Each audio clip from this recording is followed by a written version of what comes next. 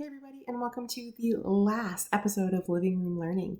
Thank you for watching today, and welcome to my living room one last time. All right, we're going to be talking about just a couple of things today. I don't have a big lesson planned. I don't have any worksheets or anything. There's just a couple things I wanted to talk about before I am done making the videos.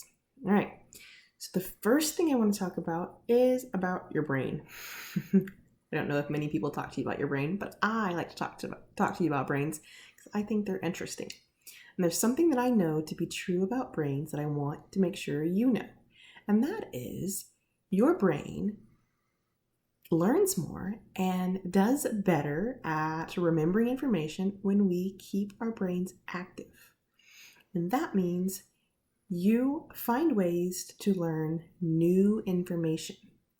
So I am telling you, the best thing for your brain is to learn about new stuff, not for your brain to do the same thing over and over and over again.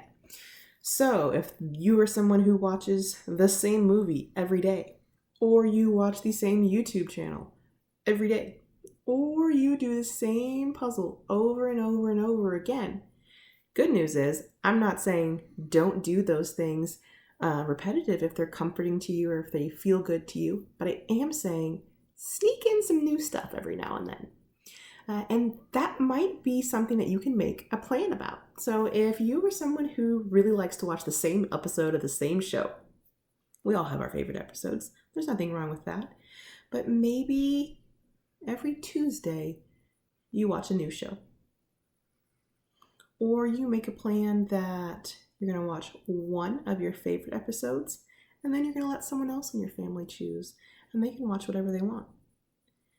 That's a good way to practice being flexible, keeping your brain flexible, but also taking in some new information. Your brain doesn't tend to grow the way that we want it to grow if you're only doing the same thing over and over again. So find some ways to continue growing. You can read, you can listen to new music, you can look at books, you can draw, you can go for walks. All of those kinds of things help your brain notice and do different things every day. It's not the same. If you only do the same thing all day, every day, you don't give yourself a chance to grow. And if I can encourage you to do anything while you're at home, it's continue to find ways to grow so that when MP is back and you're ready to come back to MP, your brain and your body will be more ready.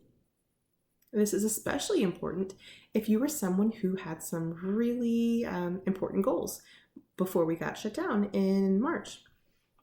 When we closed, if you were working on some important goals, let's try not to forget what those goals were. Let's say you're someone who has been working in therapy on your fluency. So the way that you talk and how smoothly your words come out, and trying to practice and increasing your fluency. If that was a big goal for you and that was important for you back in March, and it's still important to you now, try and find some ways to be practicing that even though you're at home. And I know many of us have been home for 9 weeks, 10 weeks. I don't even remember anymore. But we've been home for a long time, and that may mean that you have gotten tired of not having a lot of activity. So this is a really good time to think about if you have enough activity going on, if you're getting outside enough, if you're changing your daily routine enough that you're still learning some new things every now and then. And I get a lot of us are very dependent upon our routines, and that's how we feel in control, and that's how we feel safe, and that's how we feel secure. And I'm not saying don't do those things over and over again that help you feel comfortable and feel safe. Those are very important. But I am saying plan some time to sneak in some new information every now and then so your brain continues to stretch and grow, and it makes space in your brain to get more and more information.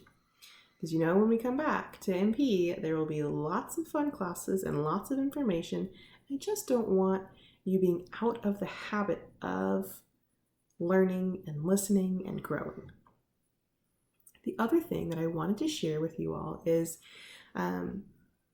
I've really been impressed with the way that many of you are going through this time.